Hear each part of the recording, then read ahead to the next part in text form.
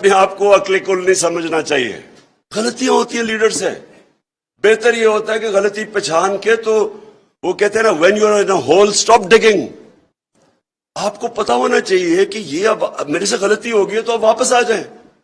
دونوں دنیا کی اس وقت کی سب سے طاقتور فوج سردیوں میں تباہ ہو گئی, روس کی سردیوں میں. آج بھی ایک ہی راستہ ہے. جتنا اس اب میں کیا کہوں آرٹیفیشل کرپٹ سیٹ اپ جن کو اکٹھا کیا گیا, 60% لوگ ضمانت میں ہیں.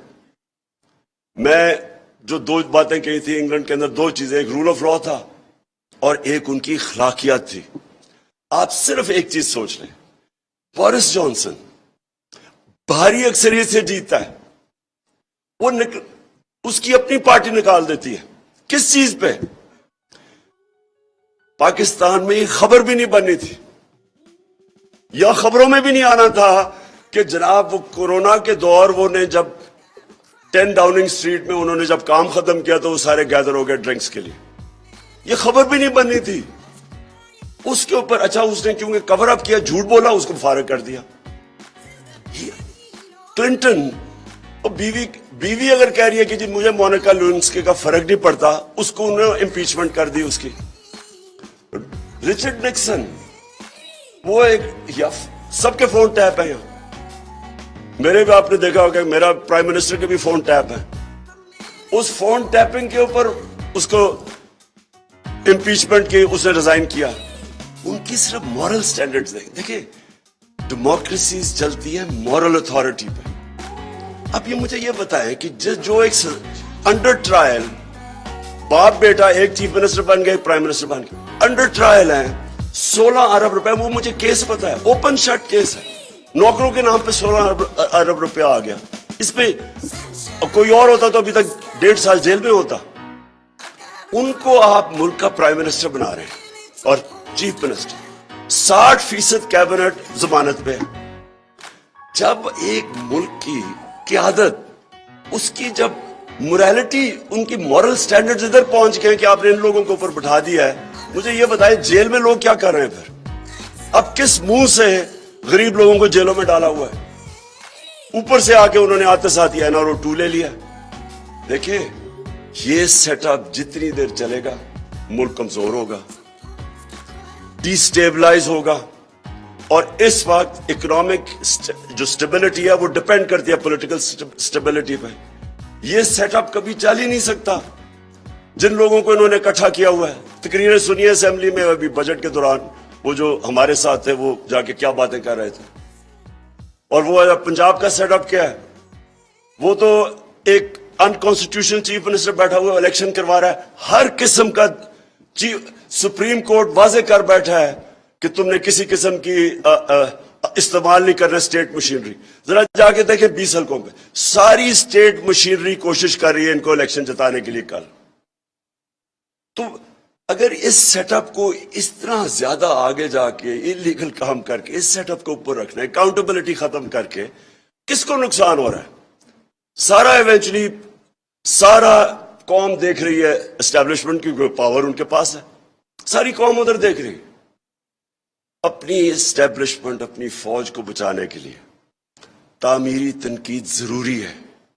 ہمارے جو جرنلسٹ ہیں ان کو موقع دیا جائے تعمیری تنقید کرنے کی, کورس کریکشن کے لیے. غلطیاں سب سے ہو جاتی ہیں, سب غلطیاں کر دیتے ہیں, کوئی عقل کل نہیں ہے. لیکن ایک جو تنقید ہوتی ہے وہ ایک جو بھی پاور میں ہوتا ہے اس کے لیے سارا وقت موقع مل رہا ہوتا ہے اس سے ڈفرنٹ اوپینین سن کے کہ میں کدھر ٹھیک جا رہا ہوں کدھر غلط. ایک اس جو بھی اوپر ڈیسیژن میکر ہے اس میں ایبلٹی ہونی چاہیے کہ یہ تنقید خود ہی فیصلہ کرے کہ یہ تنقید تعمیری ہے اور یہ تنقید کے پیچھے ایجنڈا ہے, وہ فیصلہ کرے. لیکن تنقید کو بند کرنا, یہ تو اپنے آپ کو ایک فولز پیراڈائز میں رکھنا ہے. اور یہ نقصان سب کو ہو رہا ہے, ساری قوم کو ہو رہا ہے. جتنی دیر تک یہ انسٹیبلٹی چلتی رہے گی اتنی دیر تک اکانومی ہماری نیچے جاتی رہے گی. اور اکانومی اگر 4 نمبر پہ پاکستان ہے ڈیفالٹ کرنے والا, تو خود سوچ لیں کہ پاکستان کی آج کیا پوزیشن ہے. اور میں آج پھر سے کہتا ہوں کہ صرف ایک راستہ ہے اور وہ راستہ ہے فری اینڈ فیئر الیکشنز. صاف اور شفاف الیکشنز کے علاوہ جدھر آج ہم پہنچ گئے ہیں پاکستان کے پاس اور کوئی دوسرا راستہ نہیں ہے. جو بھی راستہ اختیار کریں گے اس میں مسئلے ہی مسئلے ہیں اور ایک فیلئر کو ری انفورس کرتے جائیں گے. اس سے اور زیادہ فاصلے بڑھتے جائیں گے قوم میں اور اسٹیبلشمنٹ میں. اور ہماری سب کی کوشش ہونی چاہیے کہ یہ ملک، ہمارے ملک میں ایک طاقتور فوج اس ملک کی ضرورت ہے. اور ہمارے ملک کے اندر یہ بھی ہمیں سمجھنا چاہیے کہ اس ملک کے اندر صرف ایک راستہ ہے. کوئی مارشل لا وغیرہ کا ٹائم نکل چکا ہے. صرف ایک ہے کہ ہم اپنی جمہوریت کو اسٹرینگتھن کریں. اور جمہوریت کو اسٹرینگتھن کرنے کے لیے جو میڈیا ہے، میڈیا کو آزاد کرنا اور پھر قانون کے تحت لمٹس رکھیں کہ سلانڈر نہ کرے. یعنی جو ساری، میں کوئی نئی چیز نہیں کہہ رہا، صرف جو قانون بنے ہوئے ہیں برطانیہ میں، کیونکہ وہیں سے ہم نے ڈیموکریسی لیا، ان کے قانون لے آئیں. جو وہاں قانون ہے وہ یہاں لے آئیں کہ سلانڈر کا کیا قانون ہے اور پھر ان کو امپلیمنٹ کریں. اس وقت پرابلم کیا ہے کہ ہمارے پاس اگر قانون ہیں بھی وہ امپلیمنٹ ہی نہیں ہوتے، اس لیے کسی کو فکر ہی نہیں ہے، جو مرضی جس کے متعلق کہہ دے. اور خاص طور پہ سوشل میڈیا کو ریگولیٹ کرنا بڑا ضروری ہے. اس میں ایسا گند آ رہا ہے کہ وہ ہمارے معاشرے کو بڑا نقصان پہنچے گا. تو وہ معاشرے کو بچانے کے لیے ریگولیٹ کرنا سوشل میڈیا کو بہت ضروری ہے. میں پھر سے رانا عظیم آپ کا شکریہ ادا کرتا ہوں.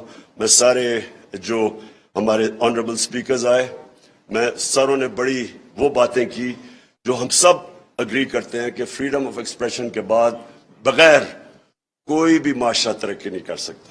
شکریہ جی. چیئرمین تحریک انصاف عمران خان PFU-J کے زیر اہتمام تقریب سے خطاب کر رہے تھے. ان کا کہنا تھا، میں ایوب خان کے دور میں بڑا ہوا، ہم نے کبھی جمہوریت نہیں دیکھی تھی. 18 سال کی عمر میں کرکٹ کھیلنے انگلینڈ گیا تو وہاں کا سسٹم دیکھا. بلیٹن میں بھی وقت ہوا بریک کا، ساتھ رہیے گا. وہ کیا ہے جو سیریلیک نیچر سلیکشن کو غذائیت سے اتنا بھرپور بناتا ہے؟ لمحہ لمحہ قدرت غذائیت بھرتی ہے ان خاص فروٹس میں اوٹس اور کنوا کے دانے دانے.